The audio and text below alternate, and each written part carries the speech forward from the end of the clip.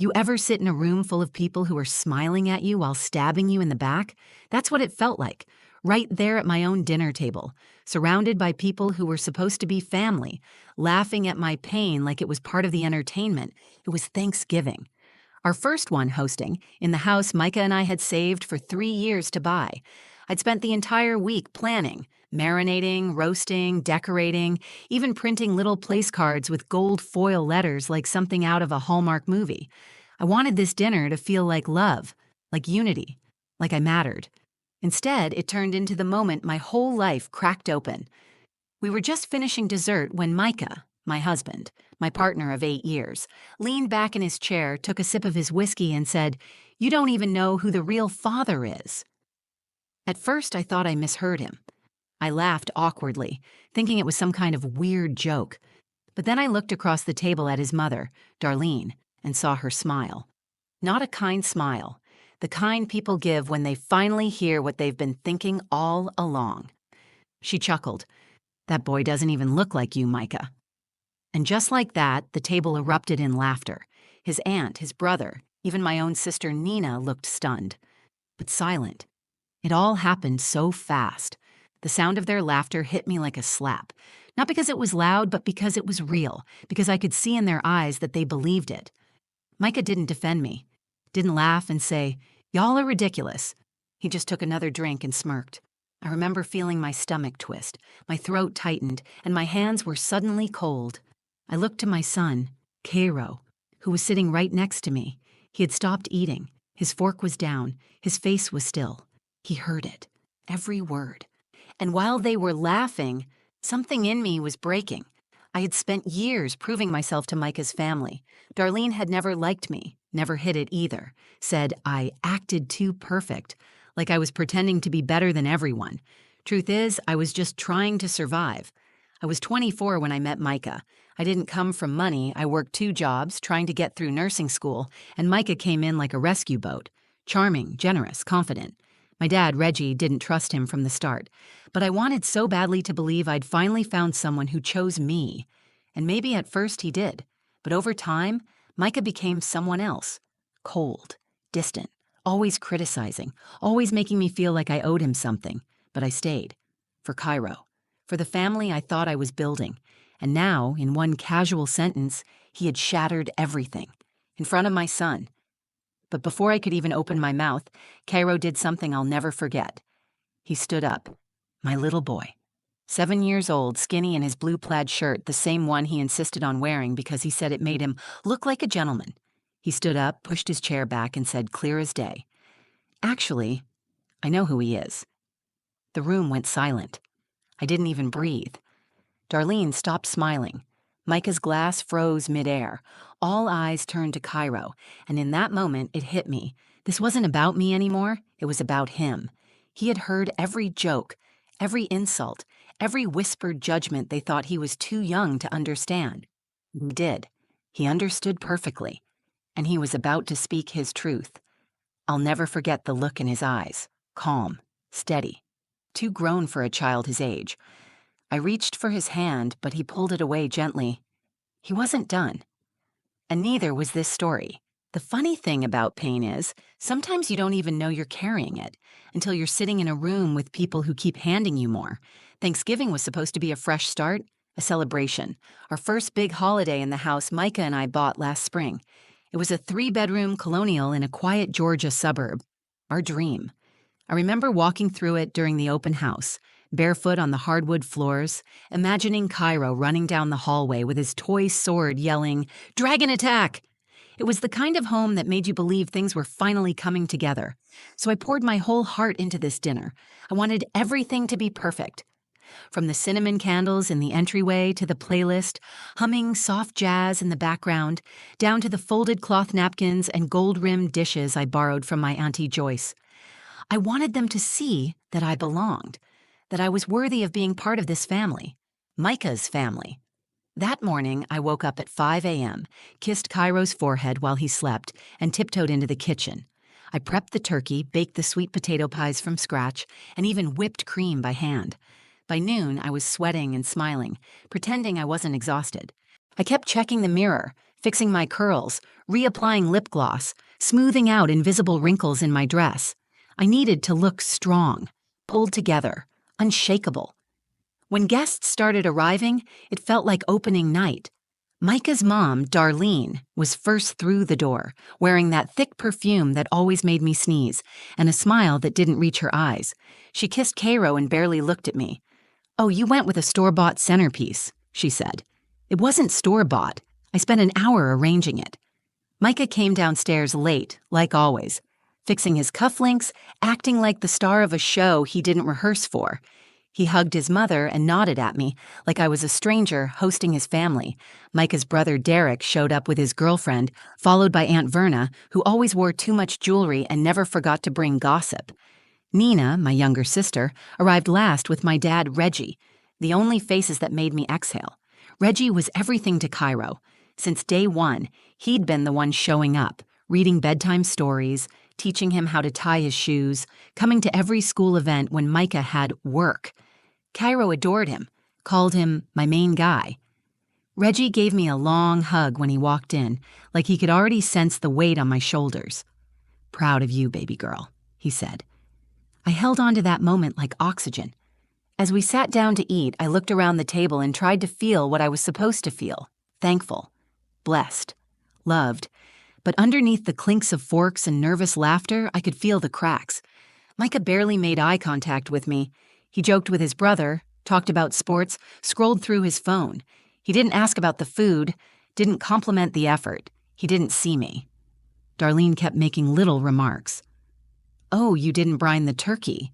My mama always said that's the secret." I smiled. I always smiled. That was my role. Pleasant, put together, unbothered. But inside, I was wilting. And the worst part was knowing that even my silence would be used against me. If I spoke up, I was too sensitive. If I didn't, I was fake. Cairo was the only bright spot. He beamed every time someone laughed at his stories. He had drawn pictures for everyone at the table, folding them into little envelopes with glitter stickers. He gave one to Darlene that said, "Happy Turkey Day," with a stick figure family holding hands. She barely looked at it.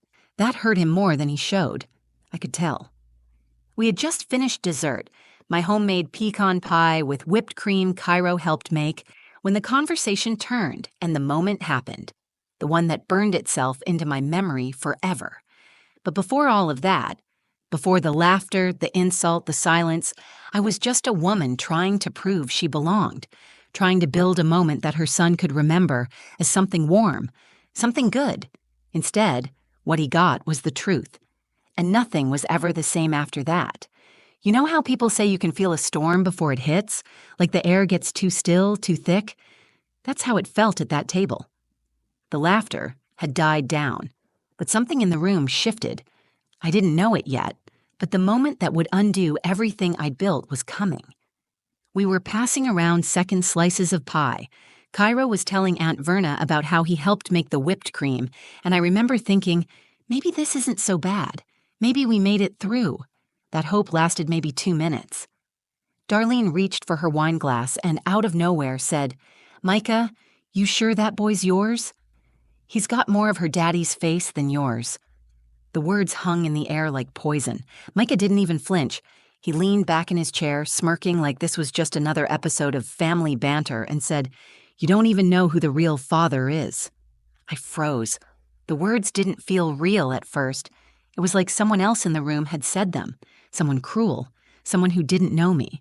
But it was him, my husband, the man I built a life with. My first instinct was to laugh, to deflect, to make it seem like he was joking. Because the alternative, that he meant it, was too humiliating to even comprehend. I looked at him, hoping to see a smirk, a wink, a sign that this was all in bad taste. But there was no sign, just silence. And then laughter. Darlene burst into a wheezing chuckle, covering her mouth like she'd been waiting for that moment her entire life. "Oh, Lord," she said, "I always knew something was off." Derek laughed too, shaking his head. Even Verna had this half smile like she was trying not to get involved, but couldn't help herself. Nina looked at me, eyes wide with panic, like she wanted to say something but didn't know how. My dad was dead silent. His jaw clenched so tight I thought his teeth would crack. And my son, my sweet, sensitive, big-hearted Cairo, he was right there, sitting next to me, eyes locked on his father. He wasn't laughing. He wasn't confused. He was listening. I felt my body go cold. The pie in my mouth turned to ash. I was suddenly hyper-aware of everything. The sound of Micah's spoon clinking against his plate, the way Darlene swirled her wine, the scent of cinnamon still lingering in the air like it was mocking me for trying too hard. Micah didn't say anything else. He didn't explain, didn't apologize. Just leaned back and took another sip of his drink, like what he said was the most casual thing in the world. I wanted to scream, not because I had anything to hide, but because he let them believe it. Let them think I had betrayed him, that I was the liar, that our son was some kind of mistake. And the worst part? He said it in front of Cairo, my son, the child I carried, loved, protected, the child who asked me every day if I was proud of him. Micah had taken something sacred and thrown it across the table like a cheap punchline. I turned to Cairo, and his face broke my heart. He wasn't crying. He wasn't angry. He looked ashamed. Like he was the one being questioned, like he had done something wrong. And in that moment, I wanted to disappear. I wanted to grab his hand, walk out of that house, and never look back. But then Cairo pushed his chair back. He stood up, straight, calm, quiet. Everyone stopped, even Darlene. He looked around the room, eyes wide but steady, and said, "Actually, I know who he is." My breath caught. I reached for him, not to stop him, but to protect him. But he moved just out of reach. Micah raised an eyebrow. "Cairo, sit down." But my son didn't move, didn't blink. And in that second, I realized something. This wasn't my moment to control. This was his. Cairo stood in the middle of that dining room like it wasn't full of adults who had just laughed at his existence. He didn't fidget, didn't look down. Just stood there in his little plaid shirt, his chest rising and falling like he was trying to calm a storm that had already passed. Everyone was silent. Even the clinking of plates had stopped. Micah was the first to break it. "Cairo," he said, voice sharp, "go sit down." But Cairo didn't budge. His hands were balled into little fists at his sides, and his jaw, his tiny jaw, were clenched the same way his grandpa Reggie's gets when someone disrespects him. "I said," Micah repeated, slower this time, "sit down." And that's when I saw it. Something changed in my son's face. It wasn't fear. It wasn't confusion. It was resolve. He looked Micah in the eyes and said, loud enough for everyone to hear, "You don't get to talk to me like that. You're not even really my dad." A gasp. I heard it leave Darlene's mouth before she could stop it. Nina's fork dropped onto her plate. Verna muttered, "Oh my God," under her breath. I stood up, unsure whether to protect him or let him finish. My legs felt weak, like my body didn't know how to move through this moment. But I stayed still. My heart told me, let him speak. Micah barked a laugh, like Cairo had told a bad joke. "What are you talking about? Don't be ridiculous." Cairo turned to the table, his voice trembling now, but still strong. "I heard you. That night. In the kitchen. You told someone on the phone you only stayed with us to keep your image. You said you never really felt like my dad anyway." Now it was Micah who was frozen. His mouth opened slightly, but no sound came out. Cairo looked around the table. At his uncle, his grandma, his aunt, all the people who had just laughed like his whole identity was a joke. "I know who my real dad is," he said. Then he looked at Reggie, my father. He's sitting right there. Reggie's eyes welled up instantly. He didn't move, just stared at Cairo like he was seeing him for the first time and remembering every single moment they'd shared. "This man," Cairo said, pointing to his grandfather, "taught me how to ride a bike. He came to my school when I was scared to perform. He tells me stories every night when I sleep at his house. He always says I'm brave, even when I'm not." Darlene tried to cut in. "Sweetheart, your daddy." "No," Cairo said, with a firmness I've never heard from a child. "Micah is my mom's husband, but he's not my dad. Not really." The silence after that was heavier than anything I've ever felt. Micah stood up suddenly, his chair scraping loud against the floor. "This is ridiculous," he snapped. Zariah, you're just gonna let him disrespect me like that? I turned to him, and for the first time in a long time, I wasn't afraid of what I had to say. I'm not letting him do anything, I said. He's speaking the truth, and I won't silence him just because it makes you uncomfortable. His mouth opened, then closed again. He looked around for support, but no one met his gaze. Not even Darlene. Cairo slowly walked back to his seat and sat down, but he didn't lower his head. He didn't shrink. He sat like a boy who had earned the right to take up space. And me? I had never felt more proud. He had taken the thing they tried to use against him, doubt, shame, questions, and turned it into power. He spoke with more courage in 5 minutes than I had in 5 years. That moment, it changed everything. Not just in how they saw him, but in how I saw myself. I wasn't just a mother anymore. I was raising a lion. The silence after Cairo sat down wasn't the awkward kind. It was the kind that comes after an earthquake, when everyone's trying to figure out if the ground beneath them is still real. Nobody touched their plates. Nobody blinked. You could hear the hum of the refrigerator from the kitchen. That's how quiet it got. Micah stood stiff at the end of the table, arms crossed, face tight like a balloon about to pop. I could see the fury building in his eyes, but he didn't yell. Not yet. Because somewhere deep down, even he knew the boy just told the truth. Don't flatter yourself, Micah finally muttered toward my father, Reggie. You're not his dad just because you babysat a few times. Reggie didn't respond. He didn't need to. He was too focused on Cairo. He leaned in, just slightly, and gave him the softest nod. One of those quiet, I see you kind of nods. Cairo looked back at him and smiled, just barely. That little exchange, that was real. Micah tried to keep talking, tried to shift the blame. I said what I said because I was angry, he said, waving one hand dismissively. You know how people get when they drink. It was a stupid joke, okay? I stood up. I had been sitting this entire time, still, silent, trying not to lose my composure. But when he called it a joke again, something inside me snapped clean in two. You humiliated me in front of your entire family, I said. My voice was low, calm but sharp enough to cut glass. You tried to shame me in front of our child, and now you're calling it a joke? Micah looked at me like he didn't recognize me. I walked around the table, past the dishes, the spilled gravy, the wine stains on the white tablecloth. I stopped beside Cairo and placed my hand on his shoulder. He looked up at me, and I nodded. I'm not ashamed of anything, I said. Not of this boy, not of the man who raised him when you didn't, and not of myself. Darlene shifted uncomfortably in her seat, clearly struggling to regain control of the narrative. Well, Zariah, she said, I'm sure none of this was your intention, but you can see how this situation looks from our side. I turned to her and said, plain and clear, you don't get to have a side in this. That shut her up. Micah clenched his fists, still trying to hold his ground. You're blowing everything out of proportion, he said. We can talk about this later, privately. No, I said. We're done talking. I'm done covering for you. You want to tell lies in front of your family? Then you can hear the truth in front of them, too. I looked around the table, at all the faces that had looked at me with doubt for years. Micah hasn't been around, I said. He hasn't been present, not as a husband, not as a father. He shows up for the pictures, for the holidays, when it looks good. But he doesn't show up when it matters. Micah's mouth twisted, but he didn't deny it. Couldn't.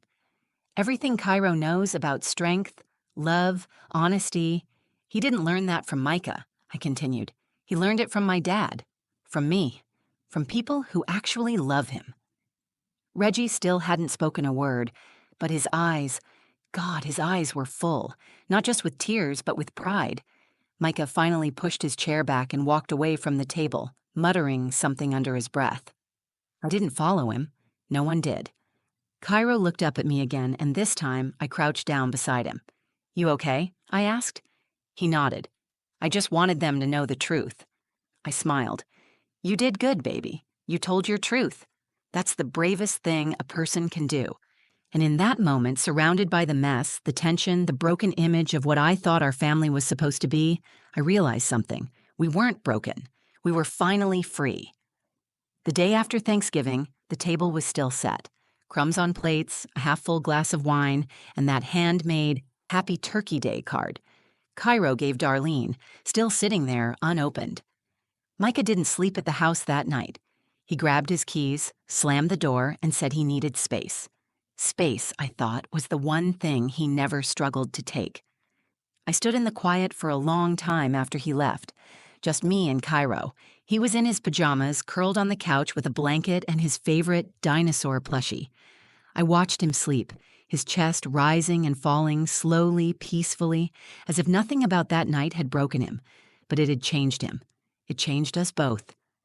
Over the next few days, the silence in the house started to feel more like peace than emptiness. No stomping shoes, no passive-aggressive remarks, no pretending everything was fine when it wasn't. It was just me and my son. And for the first time, I realized how much weight I had been carrying to protect someone who never protected me back. The day after that, I filed for separation. Not out of anger, not for revenge, but because my son deserved a home where love didn't have to be begged for. Darlene called once, left a voicemail telling me she was deeply disappointed in how things were handled, that I let a child speak out of turn and disrespected her son. I deleted it halfway through. The woman who laughed at my pain didn't get a say in my healing. Nina and my dad checked in constantly. Reggie started picking Cairo up every Friday night for guys' night. They'd eat pancakes for dinner, build blanket forts, and fall asleep watching superhero cartoons. And every Sunday morning when he dropped Cairo off, he'd hug me a little tighter, say things like, "You did the right thing," or "I see you, baby." He didn't have to say much. I already knew. Cairo was different too. Not in a bad way, just more sure of himself, more curious, more direct. He started asking big questions like, do grown-ups always lie when they're scared? And was Grandpa like my dad when you were little, too? I answered him honestly. Because that's what we do now. We tell the truth, even when it's hard. I put myself into therapy, and I signed Cairo up, too. Because sometimes healing takes more than time. It takes help, and there's no shame in that. We both needed a safe place to put our pain and learn how to let go of the parts that never belonged to us. Micah sent a few texts after the papers were filed, said he wanted to talk, apologized in that half-hearted way some men do, where they're not really sorry. They're just sorry it cost them something. Didn't reply. I didn't need to. Because here's the thing, no one tells you about betrayal. It doesn't just hurt because someone breaks your trust. It hurts because you let them. But here's what they also don't tell you. Healing doesn't require permission. You don't have to wait for an apology to move forward. You don't have to be broken forever just because someone treated you like you were disposable. I'm not disposable. And neither is my son. We're not surviving anymore. We're living. Our house feels warmer now, even without Micah's things in it. I replaced the framed photos of fake smiles with pictures that mean something. Cairo's with syrup on his face at brunch, Reggie and Cairo fishing off the dock last summer, me holding Cairo in the hospital room when he was born, eyes swollen from tears and joy all at once. This is our story now. No more pretending. No more silence.